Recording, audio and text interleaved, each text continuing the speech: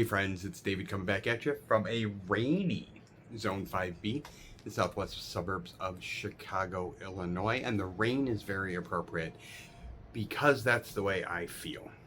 If you watched my short videos over the weekend, I mentioned having a whitefly issue. So how bad was the whitefly problem? It was horrible.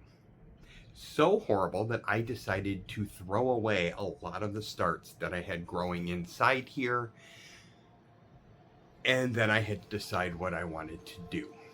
Did I want to give up for the season as I pulled my indoor hydroponics, as I pulled just about everything that I was growing? Did I want to just give up because the season proper hasn't even started yet? And yet a lot of the things I was were decimated by whiteflies. You see, I pulled my 2 indoor growing tomatoes and the cucumbers that I was trying to grow as well. Now, pests and bugs are no secret. They're no surprise to gardeners. You expect to deal with pests and bugs even outside in the yard. That's part of the reason we look for beneficial insects or kale and clay to cover our plants with, so they don't destroy our squash, so they don't destroy our cucumbers and our tomatoes and our peppers. But they can be a huge problem when you're growing indoors as well. The reason is because of the very thing that we need to grow: soil. Some potting soil mixes just have eggs inside the soil, whether it's fungus gnats like I dealt with last year, whiteflies like I'm dealing with this year, or who knows what else. Buying indoor potting soil is theoretically going to be a safer option for you, but the problem that you're going to find is the indoor potting soils generally come in smaller bags, which do have a lower price point, but you're getting less soil as well. So if you're growing a lot of seeds, if you're doing a lot of starts like I was trying to do, that might not be practical for you. Seed starting mixes, like the one I have today, are supposed to be clean. They're supposed to be bug-free, but you just never know.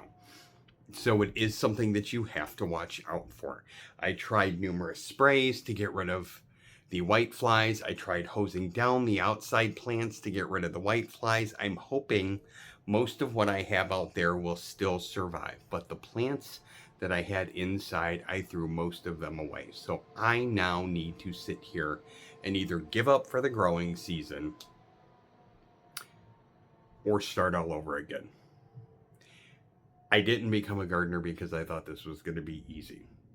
I did think it was going to be fun, which this particular phase is not very fun, but I did not think it would be easy, and I did not come here to just give up because there are some challenges. So I am sitting here tonight on Monday, May 4th.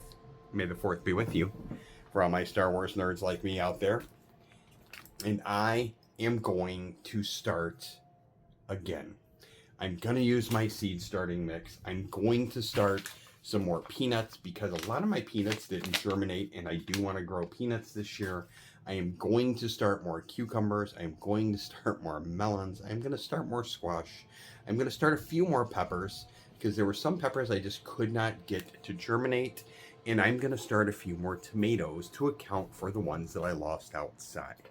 Included in this bunch, I am probably going to start another single seed challenge, because if you watched my single seed challenge video, that plant's not looking very good, and I don't really expect it to make it. So, again, gardening can be one of the most humbling activities you could choose to do, but the reward in the end, to me, is well worth it. I went out my backyard today and I picked 3 or 4 fresh asparagus spears from my garden, and I ate them raw, and they were amazing.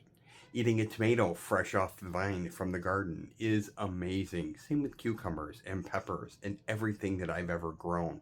So I will continue to battle whiteflies. I will continue to battle fungus gnats or weather or birds or rabbits or squirrels or whatever wants to interfere with my garden, because the benefit I get out of that cannot be measured in dollars and cents, and it cannot be measured in anything but my effort and the pleasure I get when it does succeed. So check out my success video so you can see my brassicas, one of the few things that's been going right so far this early spring.